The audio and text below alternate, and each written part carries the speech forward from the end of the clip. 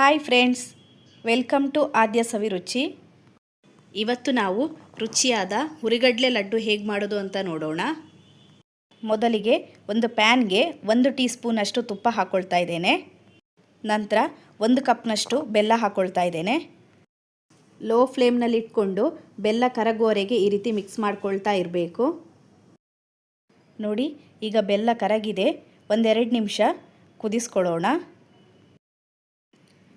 2 ನಿಮಿಷ ಆದಮೇಲೆ ಒಂದು ಬೌಲ್ನಲ್ಲಿ ನೀರು ತಗೊಂಡು ಪಾಕ ಬಂದಿದೆಯಾ ಅಂತ ಚೆಕ್ ಮಾಡ್ಕೊಳ್ಳೋಣ. ನೋಡಿ, ಈ ರೀತಿ ಒಂದು ಉಂಡೆ ಥರ ಬರಬೇಕು. ಈ ಹದ ಸರಿಯಾಗಿದೆ.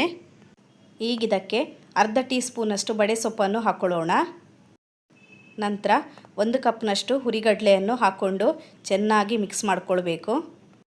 ಹುರಿಗಡಲೆ ಹಾಕ್ಕೊಂಡಾದಮೇಲೆ ತಕ್ಷಣ ಸ್ಟವ್ ಆಫ್ ಮಾಡ್ಕೊಳ್ಬೇಕು. ಸ್ಟವ್ ಆಫ್ ಮಾಡ್ಕೊಂಡಾದಮೇಲೆ ಈ ರೀತಿ ಚೆನ್ನಾಗಿ ಮಿಕ್ಸ್ ಮಾಡ್ಕೊಳ್ಳೋಣ. 2-3 ನಿಮಿಷ ಚೆನ್ನಾಗಿ ಈ ರೀತಿ ಮಿಕ್ಸ್ ಮಾಡ್ಕೊಳ್ಬೇಕು. ಈಗ ಇದನ್ನು ಬೇರೊಂದು ತಟ್ಟೆಗೆ ಹಾಕ್ಕೊಳ್ಳೋಣ. ತಟ್ಟೆಗೆ ಹಾಕ್ಕೊಂಡಾದಮೇಲೆ 1-2 ನಿಮಿಷ ತಣ್ಣಗಾಗಲಿಕ್ಕೆ ಬಿಡಬೇಕು.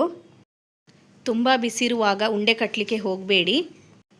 ಸ್ವಲ್ಪ ತಣ್ಣಗಾದ ಮೇಲೆ ಉಂಡೆ ಕಟ್ಕೊಂಡ್ರೆ ತುಂಬ ಚೆನ್ನಾಗಿ ಬರುತ್ತೆ.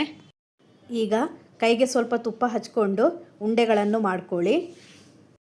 ನಿಮಗೆ ಯಾವ ಸೈಜ್ನಲ್ಲಿ ಬೇಕೋ ಆ ಸೈಜ್ನಲ್ಲಿ ಉಂಡೆಗಳನ್ನು ಮಾಡ್ಕೊಳ್ಬೋದು.